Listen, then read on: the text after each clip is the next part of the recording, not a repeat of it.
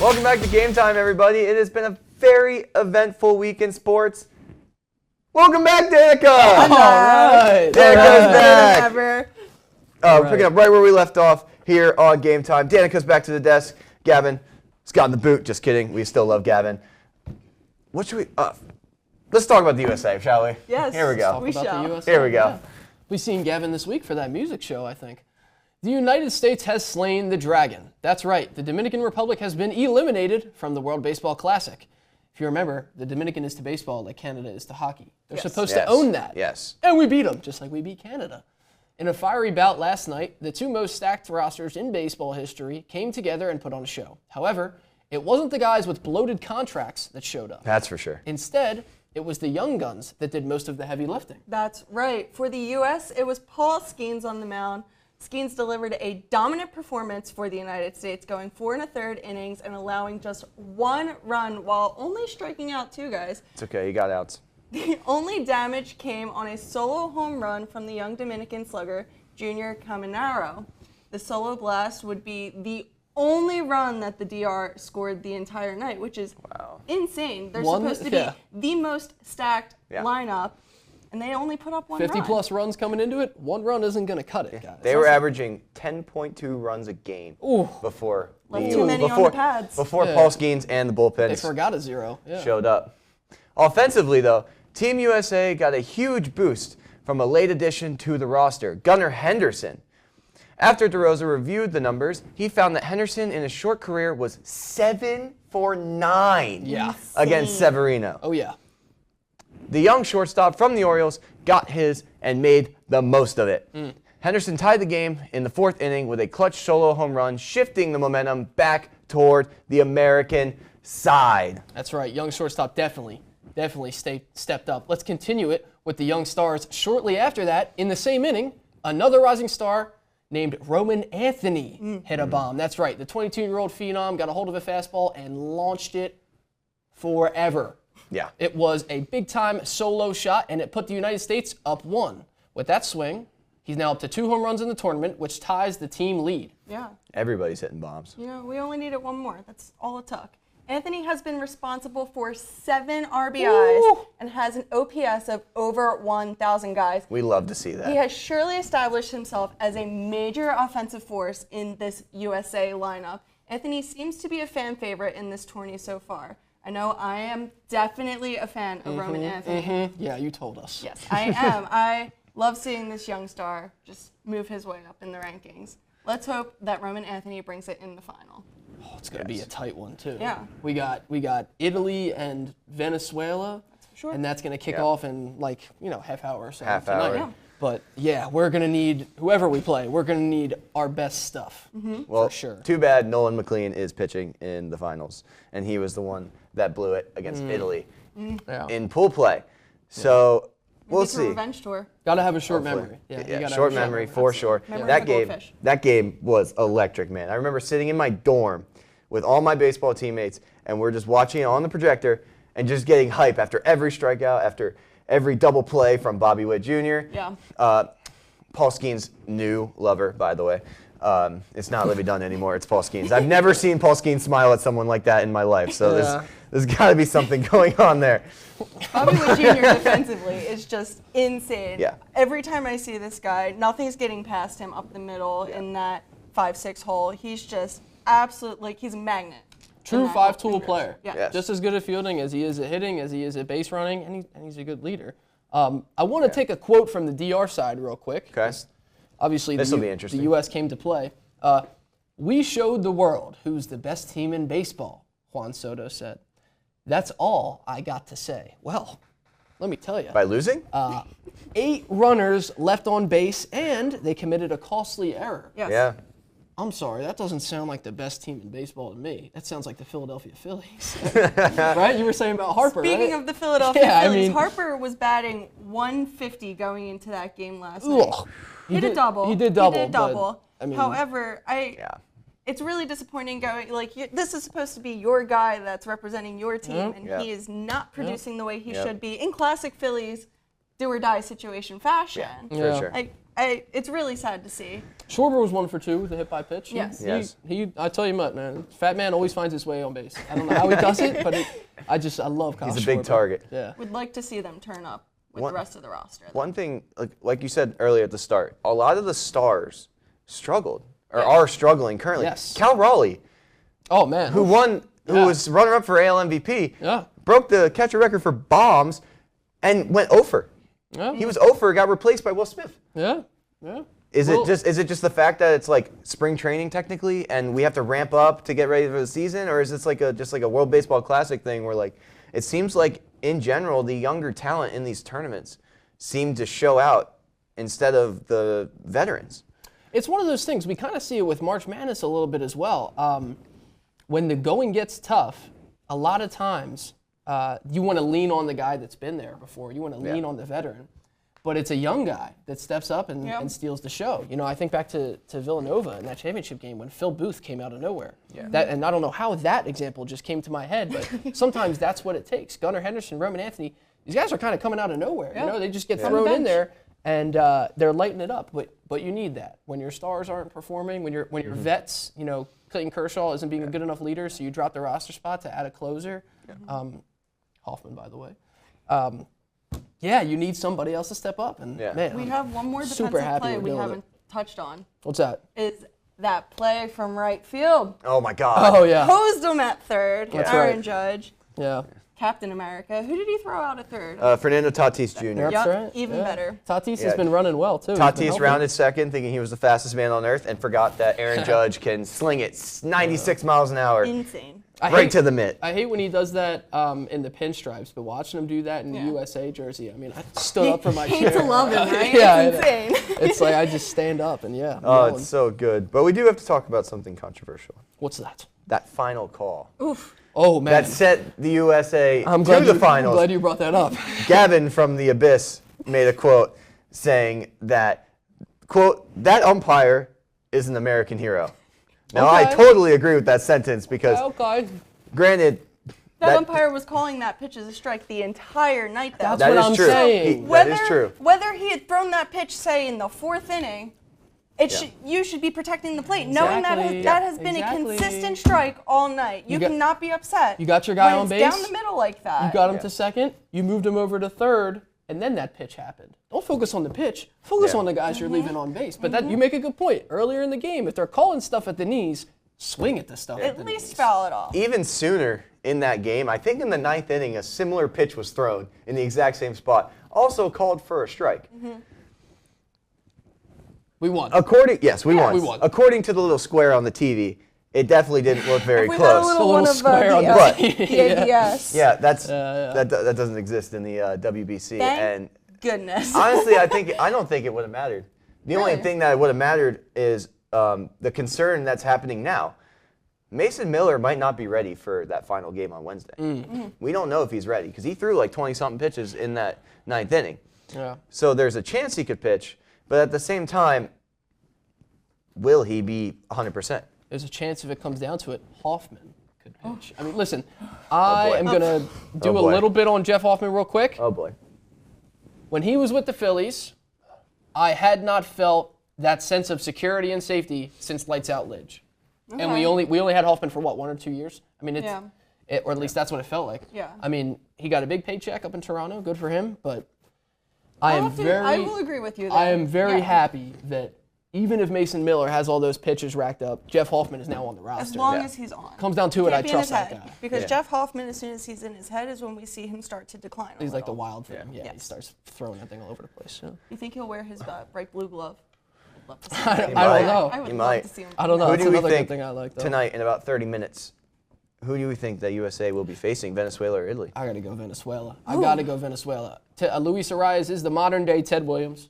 Nothing gets past that guy. Nothing gets past. People say, he may not hit for power. He may not hit a ton of bombs. He hits them in the World Baseball Classic, and the guy bats 500. I mean, I trust Venezuela. Their bats are hot, and I really don't want to play Italy again. So I'm going going You don't to want to face Italy Aaron. on this You don't one. want to face Aaron Nola again? Look, we're going to see what happens to Aaron Nola in a little bit. We're going to see what happens.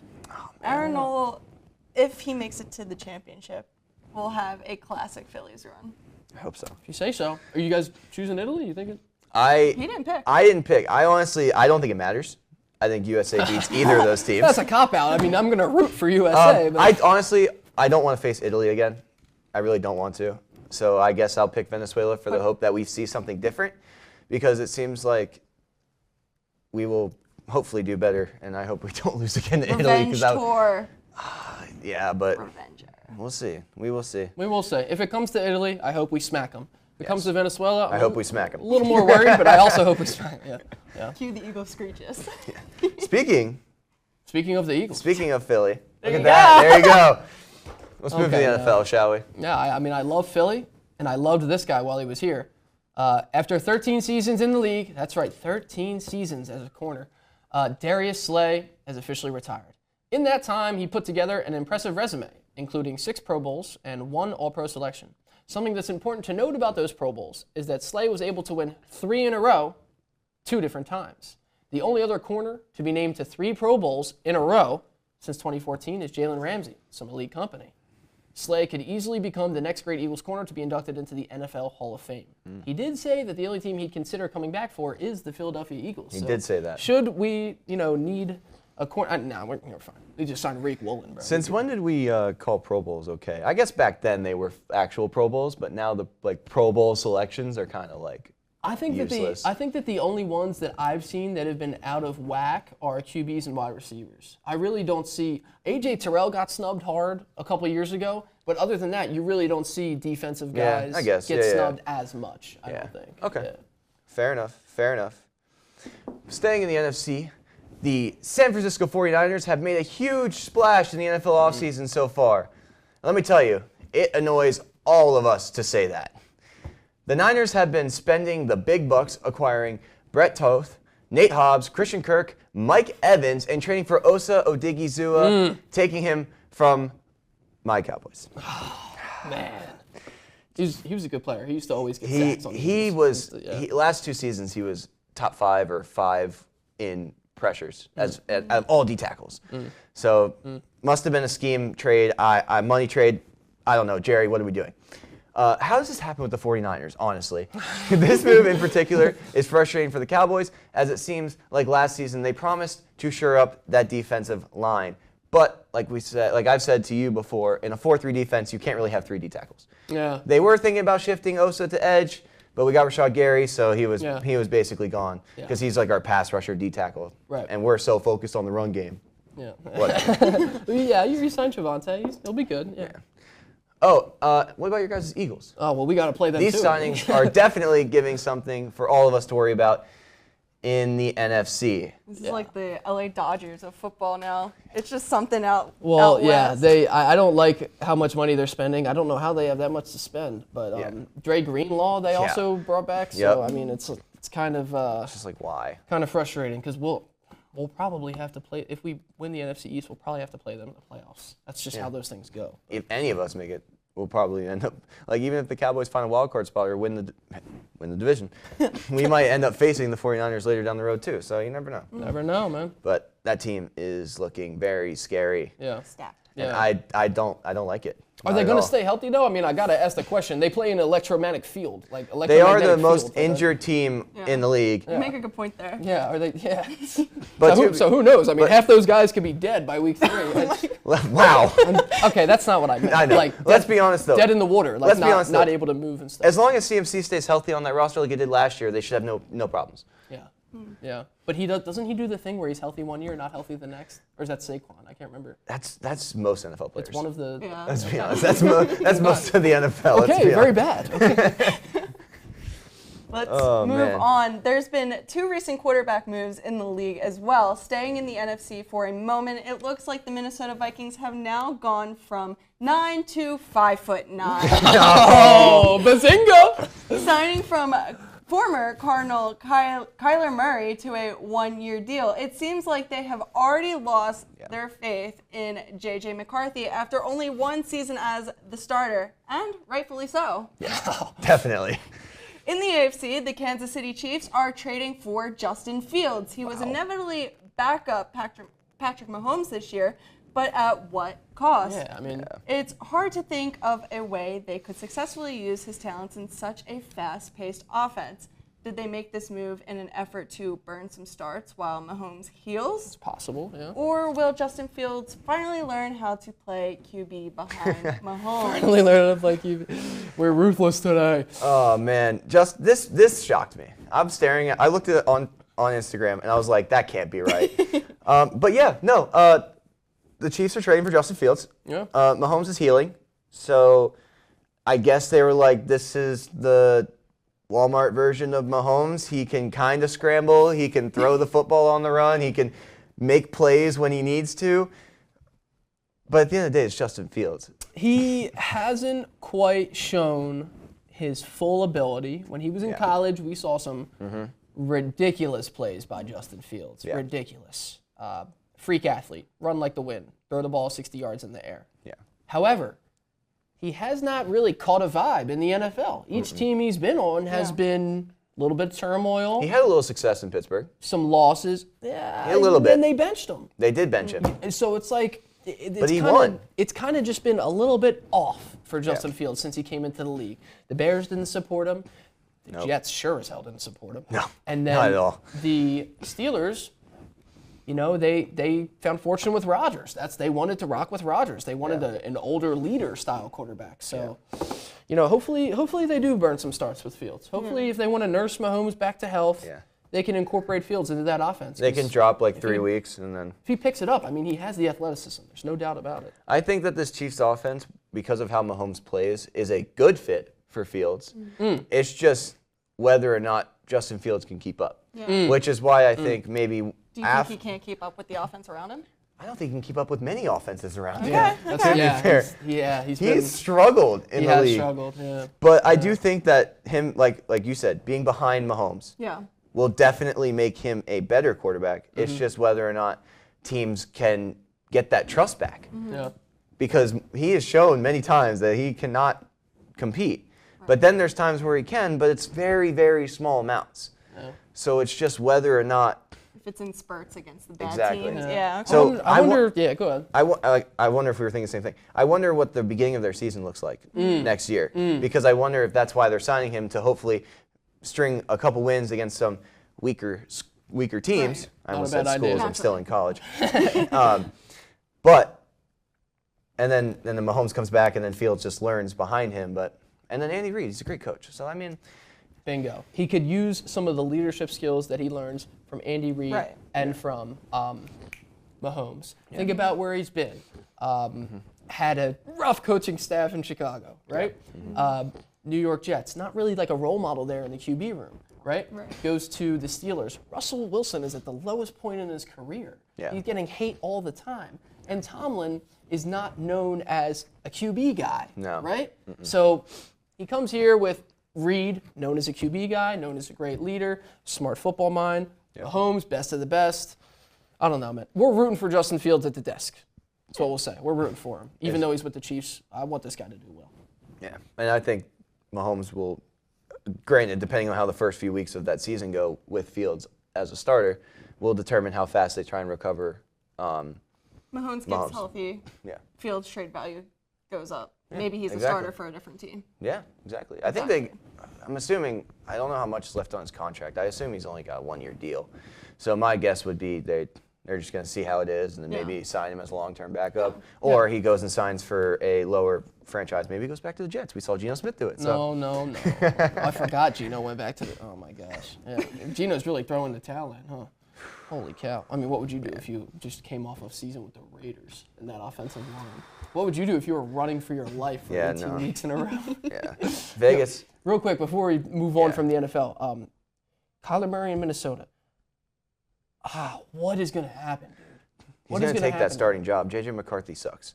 So I'm just going to say it right there. Plain and simple. Plain and simple. J.J. is not it. Do they have success? Because he didn't build a relationship with Marv. Is he going to build one with Jettis? I think Jettis is going to force him to build one because after watching what he had to go through. He's going to hold him up in the locker room. Yeah, right? Pick him up, and he's going to be kicking. Kyler's going to be kicking his feet. But I could see Justin Jefferson like kind of forcing himself into that locker room with Kyler Murray and be like, look, it didn't work with the last guy. I'm going to make sure that it works with you because you are a better quarterback than J.J. McCarthy, and you are going to have to figure it out because otherwise I'm not going to get paid, and Just throw him into the fire. He's going to have to see over the line enough to throw that ball down the field because when he's in, when he was in Arizona, he's just throwing it underneath 15 times a game to Trey McBride. So it's like you kind of got to loft it out there to get it to Jettis. A little bit. Yeah. But Jettis will get there. Do you think that this Kyler move, I don't know how much football you watch, but do you think this Kyler move is going to benefit the Vikings? Just from the sounds of it, it sounds like no. It sounds like he's not going to be the fit they need. I think that's a good assessment because that's great. That's a good assessment because when you're able to get a third party opinion of somebody that watches the game but is mainly watching the birds, you know what I mean. Mm-hmm. And you just go based off of what we're saying, and it doesn't sound right. I think that's correct. My only concern is the fact that he won't be able to see over the O-line. He's had that issue. Take it easy on the kid. He's had that issue his whole career, and that's why, honestly, I think a lot of people would say he should have went to baseball, but it sounds like he has tunnel vision, and that's it. I look at the grand scheme he hears of things the play, and he doesn't come up with the second route. I don't know if Minnesota. He's also never played in the cold. I don't know if Minnesota could be. Wait, no. Are they domed up? They're inside now. They're domed up. Now. They're domed up. Okay. They're domed up. As half the NFL will be in 2 years. Yeah, dude. Everything. I hope the link. The Commanders are making The Commanders are doing a stadium in D.C. with a dome. Where'd that money come from? That's a great question. They just sold the team too, which is insane. Oh my gosh, that's so good. But we were talking about Geno in Vegas, and we're gonna segue to the NBA. Yes, let's do so. Because the NBA will hold a vote at the Board of Governors meeting on March 24th and 25th to explore adding expansion teams exclusively in Vegas and Seattle. Could we see a Seattle Supersonics return? Dude, man, come on. If this goes through, it is targeted for the 2028-29 season, and each team will be bidded at about $7 to $10 billion. All right. It's about a quarter of what the parlay industry made last year. Go ahead. How can something like this shake up the league, and do we need that in the NBA? Does the NBA need two more teams, or is this another stint to bring back the attention to the NBA, who clearly isn't getting very many views? Right. It's the latter. It's 100% a publicity stunt. Would we like more talent displayed? Absolutely. When you have guys like Bam out of nowhere, 83, right? And on my show on the air, I was talking about, well, that's not exactly a black sheep situation. Yeah. Sadiq Bey, 50 ball. Malachi Flynn, 50 ball. You know what I mean? So there are guys that are not on Bam's level. And Bam's not even on, top 10 level, top 15 level, that have talent and can do it. It's super saturated in the G League. A lot of dudes that can play, a lot. So I think they're going to find room for these guys. They're going to find players. The game of basketball is growing more and more overseas. Yep. Maybe we can bring some guys back, like guys that were in the league and got exiled, like Kai Jones, the percolator. Yep. Look, man, at the end of the day, I think it is more so for publicity to bring more money and more views to the league. That doesn't necessarily mean that the teams are going to be bad. I think they're going to get flooded with players. Educate me real quick. Would the NBA do something similar to the NHL, where there's an expansion draft and you're pulling from teams that are already built? That would be awesome. That would be awesome. I don't think they would, but that would be awesome. These two new teams would be absolutely stacked. That is a great idea. To be fair, I don't know how they're going to handle it. I don't even know if this is going to go through. Yes, that's true. The MLB has toyed with the idea of two expansion teams too, and we've gotten nowhere with that idea. Yeah. So, I hadn't really expected it with the MLB. Right. The NBA, I feel like you kind of expect it, right? The product is getting to a point where it's like they're literally waiting before they outlet the ball to call it back for a foul. Yeah. When absolute treason and slop is happening on my television like that, maybe it is time to advance, and make it bigger. Bring up more talent. I don't know. I don't know. I think this will be a good thing in the end. Yeah. I think expansion teams are always a good idea. It's always fun. Especially if you bring back the Supersonics. Yeah, the Supersonics. Who were a huge fan favorite. Seattle's a good sports city. Exactly. Yeah. Same with Vegas. Vegas now has everything. Two expansion teams. Vegas is getting everything. Two expansion teams, both in hockey, looking at the Kraken and the Golden Knights. Yep. Both had extraordinary seasons and immediately. Oh, the Kraken went to Seattle. Immediately had such a huge and well-respected fan base. So I could see it definitely working. Seattle and Vegas loves their fans. But I did notice a name that you said earlier that we did not put. What's that? On this, Bam Adebayo. I know it's been talked a lot already. Yeah, and it's kind of old news. Yeah, but I feel like we have to bring it up, at least for just a quick second before we end. Bam Adebayo dropped 83 points, by the way. That is the second most all time. However, there is one issue with it. He shot 36 free throws. Well, he shot 40-something, but made 36 free throws. 43 free throws and 23 threes. Yeah. The NBA is all That's a free lot. throws. He was all shot free. chucking. He was shot chucking all night, and it got to the point, I think, where they started to intentionally foul the other team so Bam Adebayo could pad his stats. Bro, I know. So, like, I don't know how. Granted, 83 points is a lot. 83 points is a lot to score, and it's the second most all time. We've only seen an 80 spot with Kobe, but Kobe's just way crazier than Bam's. I just like, at what point do we like? I don't even have words for it because it's a great accomplishment to have. Don't get me wrong. The flagrant fouls just to get to the line. But intentionally fouling the other team to stat pad your own points. That is the league that we watch, brother. That is it's the embarrassing. product that we're used to. I did a little spiel on the air, and I mentioned the word ethical. Was it an ethical 80 ball? And Well, did you say yes or no? Speaking of Kobe, don't ask Kobe about ethics. Yeah, seriously. Go ahead, dig on that. Wow. Bam Adebayo, not ethical. That's my stance. Donovan Mitchell, 70 ball. Joel Embiid, 70 and 3/4. Luka, 70-point triple-double. All super ethical. Yeah. Great shooting percentage. Bam Adebayo, I wasn't impressed. I got into an argument with somebody under a Basketball Reference post. Did you watch the first 3 quarters? He was getting hacked. Yeah. Did you watch the 4th quarter? I mean, like, seriously, dude. People are they're just used to this now. They think it's like normal to shoot that many free throws. I would have to agree with Owen on this one. It's not basketball. No. If I wanted to just... It's NBA basketball. No. That is very true. Yeah. If we wanted to... You got me all riled up at the end, man. I didn't want to do that. I had to. We have to talk about this. I wanted to keep my cool. Shooting 36 of your 83 points being at the free throw line is absurd. Ridiculous. Granted, we see that from SGA every other game. But, SGA bomb. Oh. But, I mean, all in all, great accomplishment. It happened. But then the next week, what was the next game? He dropped like 20? 8 and 3. 20, right? Or 21 or whatever? How many points did he score? I think he had 8 and 3. I think he scored 83, and the next game he had 8 and 3. That is... Yeah. Yeah, that just shows you how granted he could be exhausted, but that just shows you how streaky the NBA has become. And I remember someone on the Wizards announcement. No, 20. No, that was at halftime. He had 21. Yeah. He had 21. But, I was going to say, that didn't sound right. I have to fact check myself because I was on Twitter at the time of that game, and it was like Bam has 8 and 3. I was like, I forgot who the Wizards were the game playing. is still going on. I forgot who the Wizards were playing a couple of nights after that happened, and they let He this went one 6 guy. for 20. He shot. I'm sorry. I didn't mean to. No, he had you're 21, good. but he went 6 for 20 the next game. So Yeah, it's like he's you got them shot all at the jumping. line again. Go ahead. Sorry. But the Wizards guy, hate the the announcer, he's still going. Sorry. The Wizards guy, he was talking, and I think they were playing the Bucks, and this one guy scored, like someone that's really off the bench. He just didn't guard him at all, and he scored. And the announcer went, "No wonder Bam Adebayo had 83 points. They're not even playing any defense." And I was like, "Wow." Wow. It's just accepted. It's okay. Listen, basketball is fun. We're getting ready for March Madness. Hopefully, troops. we have a video coming out Yes. soon of us making brackets. Yep. We have some of it set up. We're just going to try and make sure we can get the logistics going. And Yep. So stay tuned on new media because we're going to be posting about March Madness. Yeah. And stay tuned for that. This will wrap up this episode of Game Time. Danica is back again, by the way. Woo! Oh yeah. Oh yeah. Back and better than ever, guys. What are you doing on campus, Danica? What am I not doing on campus? That's very true.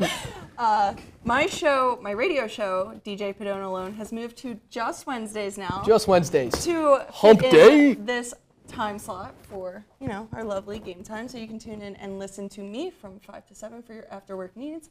Noah and I also do a little show called Yes. Rise and Shine on Monday mornings from 8 a.m. to 9 a.m. Today's show was definitely off the walls, and It was something. they've definitely gotten more and more unhinged as we go through the semester. Well, do the And that's people okay. do the people know about Cole? Cole's a funny guy. He's always We made Cole talk for the last 5 minutes. he's today, always and bringing new content. Yeah. It was the most entertaining 5 minutes. Speaking I think, of the whole of show. Cole, Yeah? I do a show with Cole called Around South Philly where we talk all Philly sports. So we definitely get into more of some Bryce Harper and Kyle Schwarber and WBC. Yes. You can tune into that on the Newman Media YouTube as well. If you are interested in soccer, finally started up a little soccer radio show. That's right. Luigi and I are on 98.5 every Monday at 3. If you like the NBA, I don't, but I talk about it every Friday at 3. So I got 2 little shows on the air and obviously a third one for football. You want to tell them about the third one? Yes, Thursday morning lineup every Thursday from 9:30 to 10:30 on 98.5. Me and Owen talk mostly football. Sometimes we'll sprinkle in some other sports if there isn't enough to talk about. But it's basically your morning sports talk with me and Owen. Yep. All right. All right, that'll do it. Have a great week, everybody. Go USA. Yeah.